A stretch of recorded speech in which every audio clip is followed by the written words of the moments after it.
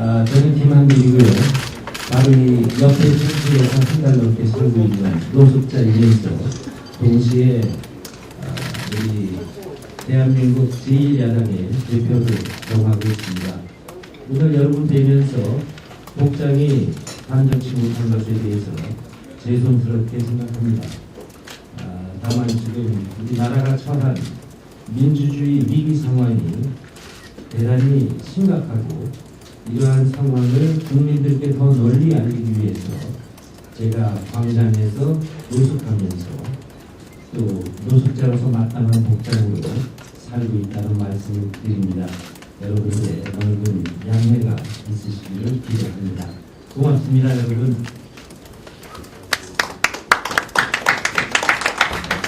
김한길 대표님께서는 53년에 도쿄에서 태어나셨는데요. 8살까지 좀 도쿄에서 계셨다가 6.25 때는 아버님께서 좀 아사히 신문의 특파원으로 한반도로 왔답니다. 그래서 우리 외신과의 인연이 너무 깊으신 걸로 그런 것은 좀 좋은 알았습니다. 그런 대표님 잘 따랐습니다. 그리고 오늘 대표님 명설은 여기에 있는 한국어판을 좀 축소를 하시고 그 말씀하신답니다. 그리고 영어는 여기 들어있기 때문에 기술판어는 통역을 안 하고 질의응답만 통역을 하도록 하겠습니다. Ladies and gentlemen, he will have a keynote speech, and his keynote speech and the English version is inside this book, and so we will not interpret the keynote speech, and the Q&A session will be interpreted. 말씀 시작할까요? 존경하는 사와다 카츠미 회장님, 그리고 서울 외신기자클럽 회원과 대외 기린 여러분, 저는 오늘 대한민국 민주주의가 심각한 위기에 직면해 있는 절망적인 현실을 이야기해야 하는 무거운 마음으로 이 자리에 왔습니다. 그럼에도 불구하고 민주주의 승리의 위대한 역사를 만들어온 우리 국민의 저력에 대한 무한한 긍지와 신뢰를 바탕으로 다시 희망을 이야기해야 한다는 각오를 여러분께 말씀드리고자 합니다. 오늘은 민주당 원내외 병행 투쟁이 58일째에 접어들었고 저의 길거리 노숙 투쟁 역시 32일째에 해당합니다. 이 영광된 자리에 저를 초청해 주신 외신기자 클럽에 대해서 진심으로 감사의 말씀을 드리면서 특별히 저의 옷차림에 대해서 양해해 주신 여러분께도 감사하게 생각합니다. 1997년에 정부투입 이후 50년 만에 정권적 통화적인 폭력 정권 교체가 실현됐을 때 그 지긋지긋한 권위주의 시대는 끝났다고 생각했습니다. 2002년 제10번에 성공했을 때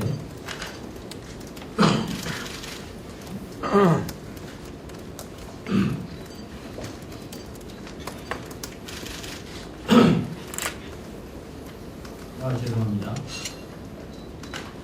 더 이상 민주주의가 거꾸로 가는 일은 없을 거라고 믿었습니다. 대한민국이 산업화와 민주화를 함께 이룬 국제사회의 당당한 이론으로 설 수 있다고 가슴이 부풀었습니다. 민주주의의 힘들교에 쉼표는 있을지 몰라도 결코 고도리표는 없다고 확신했습니다.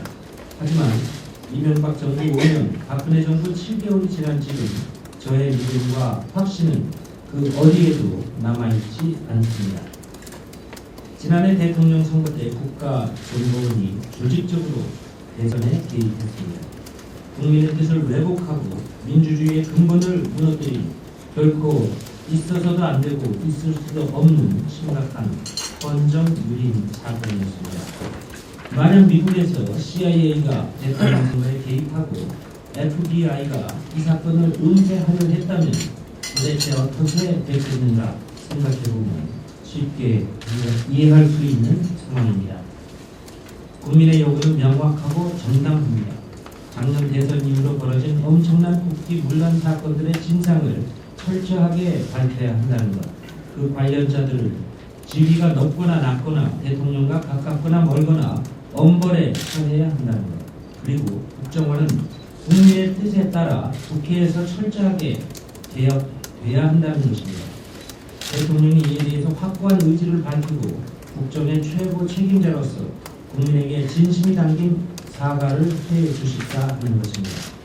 하지만 박근혜 대통령은 국민의 목소리에 귀를 막고 스스로 벽을 쌓았습니다. 지난 9월 16일 저와 가진 3자 회담에서 제가 국민을 대신해 요구했던 7개 사항을 모두 거부했습니다. 대통령의 귀는 닫혀 있었습니다. 불통 대통령이라는 이야기가 나왔습니다. 그 다음날 장외투쟁은 국민의 저항에 직면할 것이라면서 야당을 겁박했습니다. 대화의 실정을 넘어서 민주주의의 실정이라고 느꼈습니다. 나만이 절대적으로 옳다는 태도는 민주주의와 결코 양립할 수 없는 것입니다. 집권당인 새누리당은 계속 거짓의 편에 서서 진실을 가로막고 있습니다. 그들은 헌법과 민주주의의 가치를 외면하고 당략에만 빠져 있습니다. 나라의 주인이 국민의 뜻을 존중하고 이를 대통령에게 전달하는 여당은 지금 대한민국에 존재하지 않습니다. 대통령의 명령을 실행하는 행동부대만이 존재할 뿐입니다. 대통령과 여당이 이렇듯 국민을 무시하니까 정보기관이 정치의 한복판에서 활보하는 것도 전혀 이상한 일이 아닙니다. 국정원은 지난 6월 국가기밀이 남북정상회담 회의록을 무단으로 공개했습니다. 자신들이 지난 대선 때 저지른 국기문란 범죄 행위를 또 다른 국기문란 범죄로 덮겠다는 의도였을 것입니다. 월스트리트 저널은 한국에서는 정보기관이 누설자라고 듣고 왔습니다. 이미 정보원은 정보기관이 아니라 정치 조직이 되버리고 만 것 같습니다.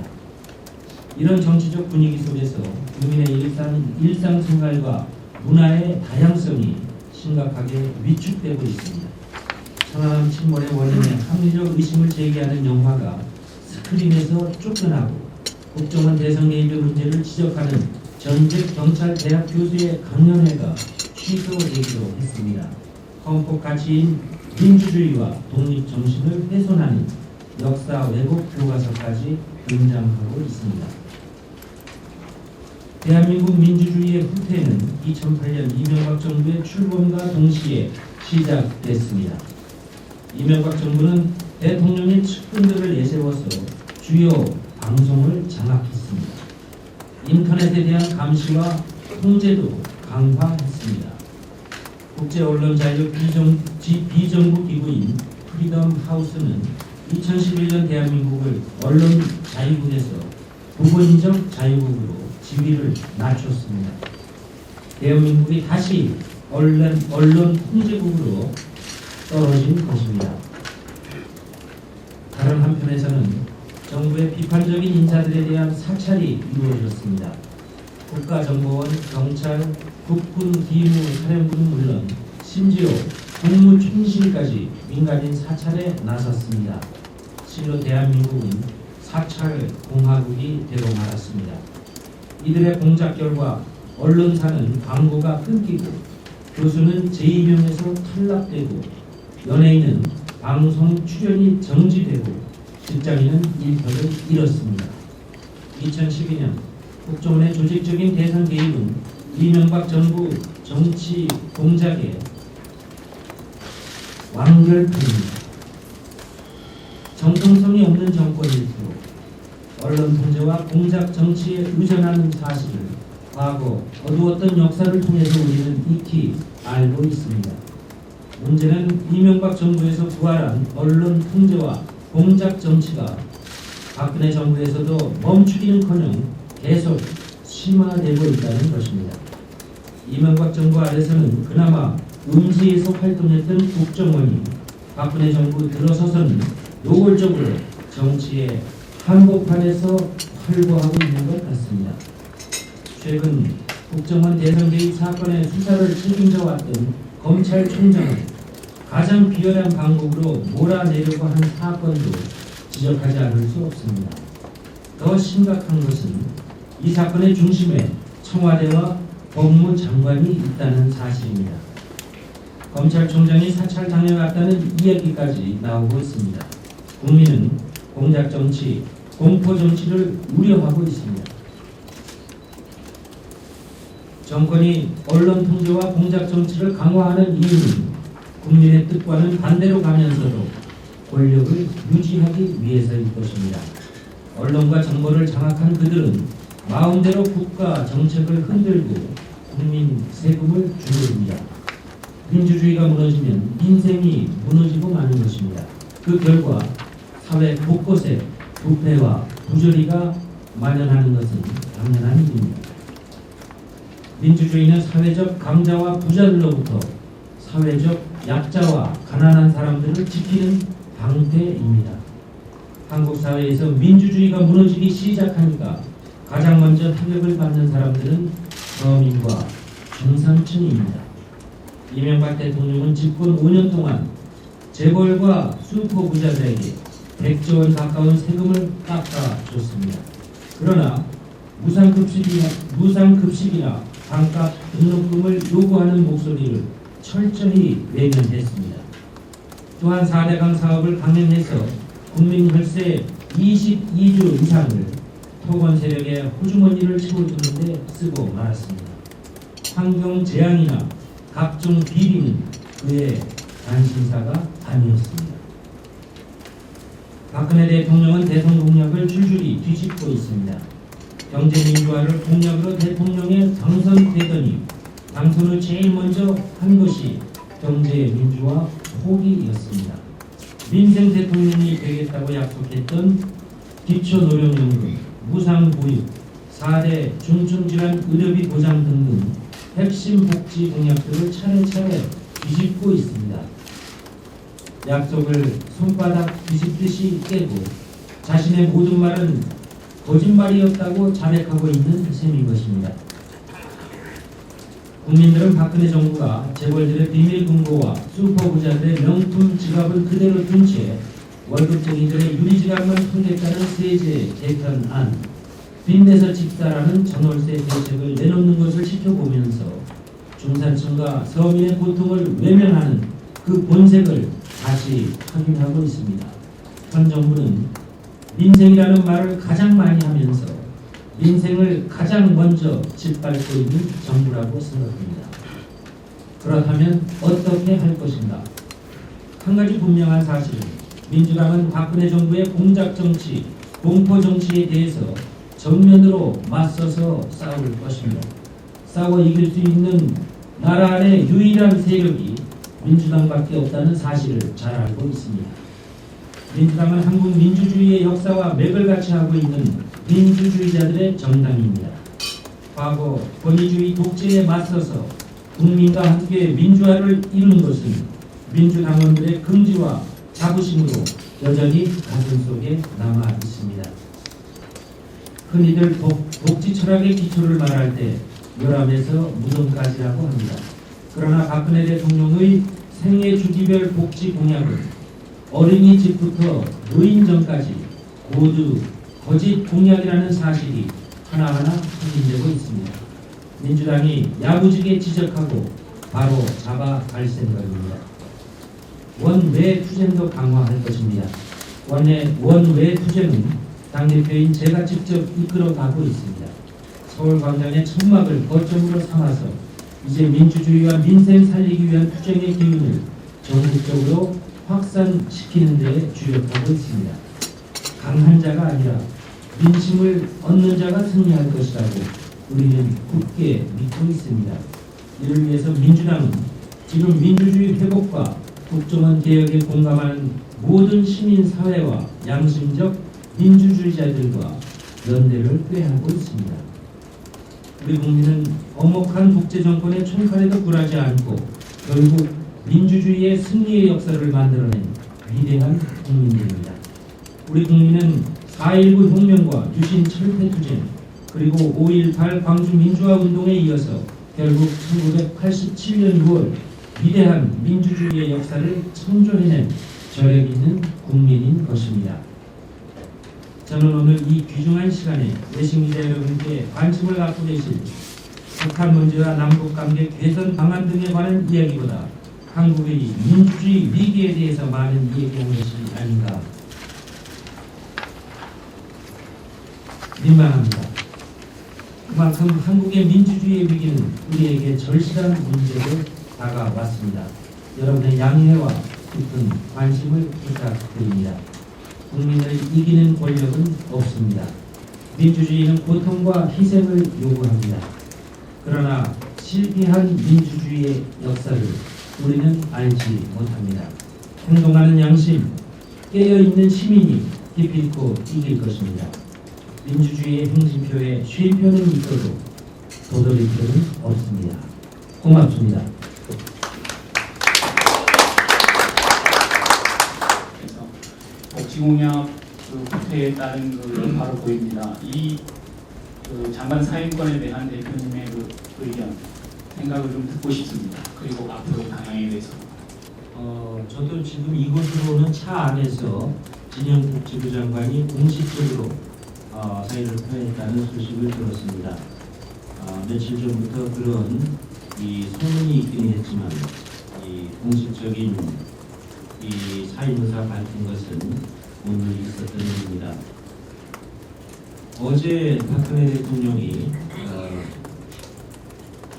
기초연금을 비롯한 예산 발전 발표가 있은 이후에 어르신들께 죄송하다고 사실상 사과의 말씀을 드렸습니다. 보건복지부 담당 부처의 장관이 사의를 표하지 않을 수 없을 만큼 이 문제가 대단히 심각하다는 것을 다시 한번 입증했다고 생각합니다. 박근혜 대통령은 지난 대통령 선거 과정에서 박근혜 대통령이 가지고 있었던 원래의 정체성과는 다르게 평가받는 경제민주화와 복지 공약들을 내놓고 그것 때문에 대통령에 당선됐다고 생각합니다. 이 진영 장관의 사퇴는 복지 공약 뒤집기의 문제의 심각성을 공식화한 것이다. 이렇게 생각합니다. 박근혜 대통령은 기초연금 이외에도 많은 복지 공약들을 생애주기별 복지 공약이라고 이름 붙여서 대선 과정에 발표했습니다. 갓난아이에서부터 그 아이를 돌보는 보육 문제, 또 초등학교 아이들의 급식 문제, 고교생들에 대한 무상교육 문제, 대학생들의 반값 등록 문제, 소위 생애주기별 복지 공약이 대개 한 16가지 정도 되는데 이 중에 모두를 16가지 모두를 후퇴하거나 백지화했다. 이 복지부 장관으로서 그 자리를 지킬 수 없다고 생각한 것이 당연한 판단이었다고 생각합니다. 아까 말씀드리고 조금 더 말씀드리면 박근혜 대통령은 자신의 정체성과 차이나는 경제민주화와 복지라는 소위 시대 정신을 받아들임으로써 이 대통령이 당선될 수 있었다고 생각합니다. 저는 그것을 경제민주화 복지라는 시대 정신에 따르겠다는 조건부 대통령이 된 것이었다고 보는데 그럼에도 불구하고 이제 대통령이 되고 한 7개월쯤 지나서 그것들을 완전히 파괴하는 이러한 대통령의 돌변한 모습에 대해서 우리 국민들은 매우 당혹해하고 있고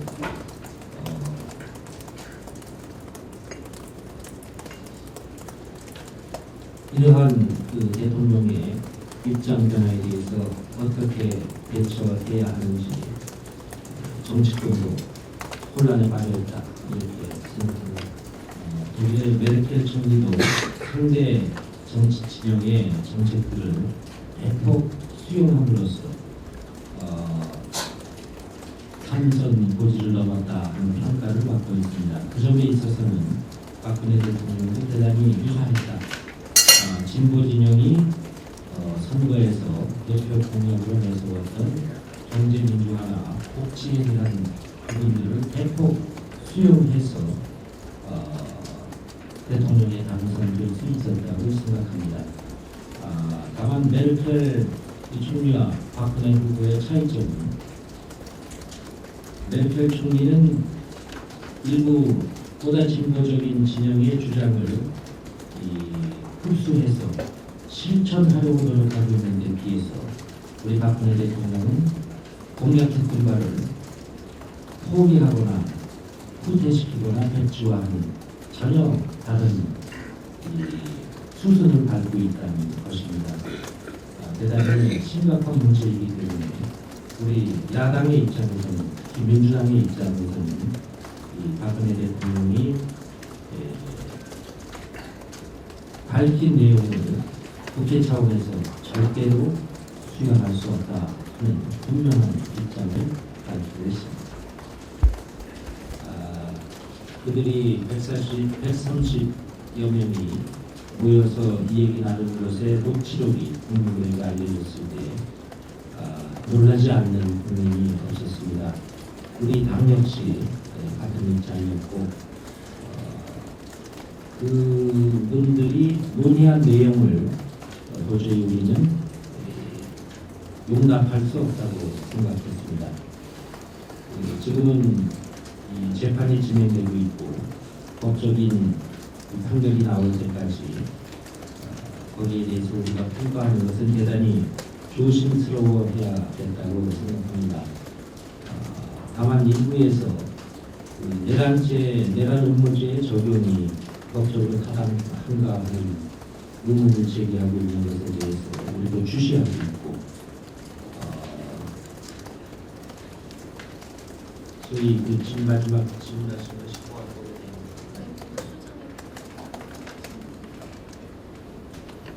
국가보안법의 개정이 필요한가 하는 것이 질문의 핵심이라면 저희는 국가보안법의 일부 조항에 대해서 수정이 필요하다는 기본적인 당의 입장을 가지고 있습니다. 한국 경제의 지금 가장 큰 문제가 무엇이고 또 그걸 해결하기 위해서는 좀 어떤 정책적인 노력이 필요하다고 보시는지요. 그리고 지금 예산안을 내년 예산안을 어제 발표를 했습니다. 그래서 여러 가지 논란이 많은데요. 민주당 입장에서 보셨을 때 어떤 부분이 좀 수정이 되어야 되고 또 이게 국회에 이제 동의를 거쳐야 되는데 그 어떤 부분을 수정하기 위해서 어떤 노력을 하실지 좀 말씀 부탁드립니다. 예, 대단히 어려운 질문이네요. 우선 우리 박근혜 대통령에 대한 국민의 지지, 호감도가 대단히 높다고 봅니다. 그런데 내치 부분을 떼어놓고 나라 안에 있는 강론들을 떼어놓고 여론조사를 해보면 높은 점수를 받는 부분이 거의 없다고 볼 수 있습니다. 한마디로 우리 경제가 나아지고 있다고 생각하는가, 혹은 당신의 삶이 박근혜 대통령 취임 이전보다 나아졌다고 생각하는가라고 질문하면 아주 참담한 조사 결과가 나오거든요. 민생이 나아지고 있다고 대답하는 사람의 수가 수치를 여기서 말하지 않겠습니다만 극소수들이 지나지 않습니다. 대부분의 사람들이 나아지지 않고 있다고 대답합니다. 별 차이가 없다거나 더 나빠졌다는 답변이 대부분이거든요. 또 하나는 그렇다면 지금은 나아지지 않지만 곧 나아질 것이라고 희망할 수 있다고 보는가 라는 질문에도 대부분의 국민이 부정적으로 응답하고 있는 것이 우리가 처하는 현실입니다. 우리 경제나 민생이 나아질 조짐조차 보이고 있지 않다. 대통령이 정확한 정책적 그림을 제시하고 조금만 더 참으면 이렇게 좋아집니다 라고조차 하고 있지 않기 때문에 우리의 경제적 미래는 지금으로서는 어떤 희망도 갖기 어렵다 이렇게 생각을 합니다. 같이 이제 또 추가로 답변드리겠습니다. 예산안하고 경제를 있었잖아요. 예산안이라는 것은 수치로 된 정책, 정치 철학이 담겨 있는 것이잖아요. 근데 지금 예산안만 해도 가장 큰 문제는 복지나 경제 민주화에 대한 의지가 전혀 보이지 않는다는 것이지요. 자, 왜 우리가 경제민주화나 복지 문제가 이렇게 중요한 시대 정신이 됐는가를 생각해 봐야 됩니다. 우선 우리 대한민국의 경제는 이제까지 경제력 집중을 중심으로 한 경제력 집중에 의한 성장을 계속 추구해 왔거든요. 지난 수십 년 동안. 이제 많은 전문가들의 지적이 이러한 성장은 이미 한계에 부딪혔다고 보는 것이죠. 이제는 경제 민주화를 통해서 우리 경제 구조를 바꾸지 않으면 안 된다. 혹은 또 복지를 통해서 사회 안전망을 공고하지 않으면 우리 사회 전체가 미래로 갈 수 없다 하는 것이 대부분의 모든 전문가들의 진단이기 때문에 이것이 시대 정신이 된 것이다 이렇게 된 것이다라고 생각하는 것입니다. 저는 국회에서 대표연설을 해서 말씀했는데요. 우리 경제는 지금 이 저수지에는 물이 가득 차 있는데 그 저수지 밑에 있는 논밭은 타들어가는 것과 같은 형국이다 라고 지적한 적이 있습니다. 이제는 그 저수지에 보인 물이 맨 아래쪽에 논밭에 그 혜택을 줄 수 있는, 그래서 논밭이 재기능을 할 수 있도록, 추수할 수 있도록 작용을 해야 하는 것이 우리 경제가 처한 상황하고 비교될 수 있다 이렇게 말씀한 적이 있습니다. 제가 말씀드린 대로 경제력 집중에 근거한 이 경제 성장이 아니라면 이제는 부자들만 잘 살고 양극화가 이제 심화될 대로 심화됐기 때문에 이 상태를 방치한 채로는 우리가 지속적인 경제 성장을 추구할 수가 없다고 생각하는 것인데요. 그럼에도 불구하고 이명박 정권 5년 동안 오히려 거꾸로 재벌과 슈퍼 부자들의 세금을 깎아주고 서민과 중산층의 세금은 깎아주지 않는 역현상이 일어났죠. 그래서 이 대기업이나 부자들의 세금 깎아준 액수가 90조에서 100조 정도의 규모에 이른다 하는 통계 수치들이 나와 있는 것입니다. 지금 이제 박근혜 대통령이 기초연금 문제에 대해서도 나라에 돈이 부족해서 약속을 못 지키게 됐다고 말하지만 이명박 정권에서 깎아줬던 부자들과 대기업들의 세금을 깎아줬던 부분만 다시 원래대로 받아도 소위 60조 규모의 국가재정이 확보될 수 있기 때문에 그것이면 기초노령연금을 공약했던 대로 다 주는데 1년에 한 14조 원 정도 예산이 소요된다고 하니까 충분하거든요. 그러나 박근혜 대통령의 소신이라고 합니다. 제가 지난 9월 16일 날 대통령과 만났을 때 대통령의 말씀은 소위 법인세를 이명박 정부 이전의 상태로 25%로 올리는 문제를 요구했더니 그것을 올릴 수 없다는 것이 내 소신이다 이렇게 분명하게 밝혔습니다. 그러니까 부자들 세금 깎아주는 것을 원상복구하지 않으면 재원이 마련되지 않는데 그 재원이 마련되지 않으니까 대통령 선거에서 공약했던 것을 내가 지킬 수 없다 이런 논리구조를 지금 얘기하고 있는 것입니다. 이것은 대단히 잘못된 발상이다. 우리 경제에 대한 대통령의 근본적인 발상의 전환이 없는 한 우리 경제가 다시 활성화될 수 있겠는가 하는 큰 의문을 가지고 있습니다. 두 가지 질문 드리겠는데요. 외신의 입장에서 보기에는 가령 복지공약 이행 관련해서는 역대 정부에서도 공약을 수정하거나 이행하지 못했던 경우도 있고 또 어제 그 부분 관련해서 박근혜 대통령이 국무회의에서 죄송한 마음이라고 설명을 하기도 했습니다.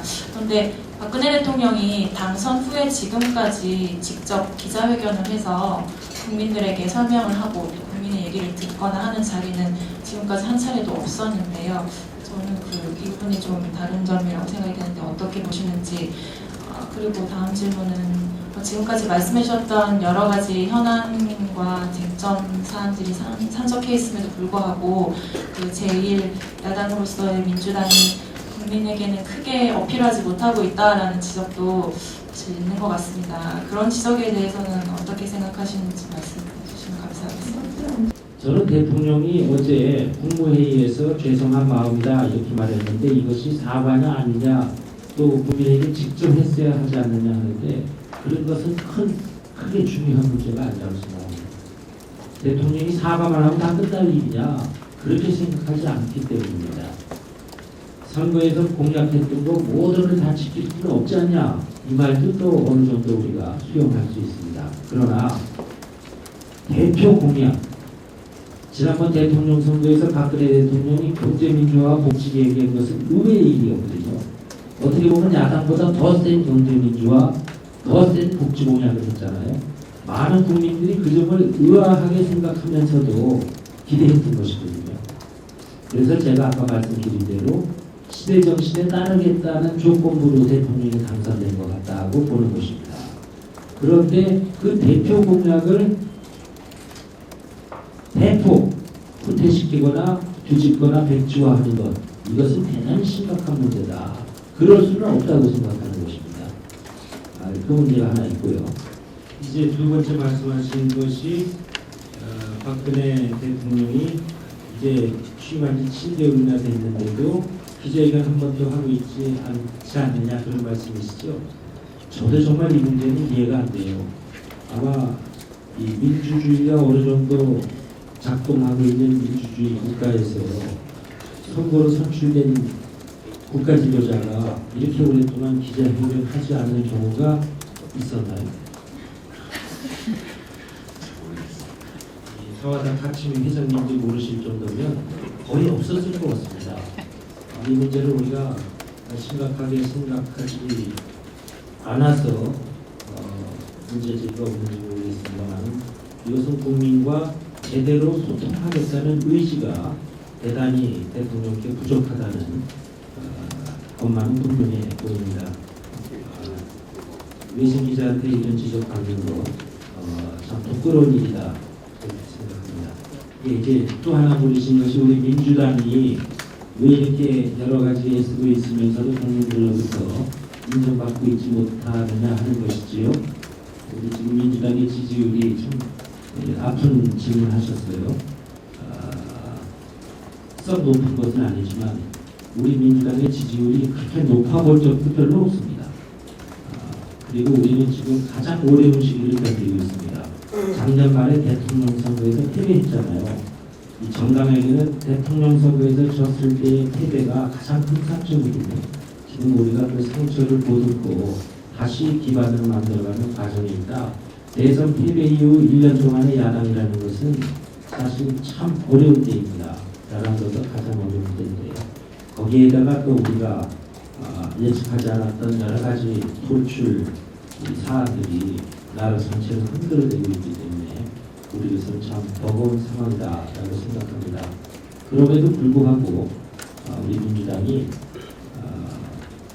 안으로는 당을 추스려서 정당 민주주의를 실현하기 위한 기반을 꾸준히 갖춰가고 있고 밖으로는 제1야당에게 요구되는 몫을 최대한 해내려고 애쓰고 있다 이렇게 생각합니다.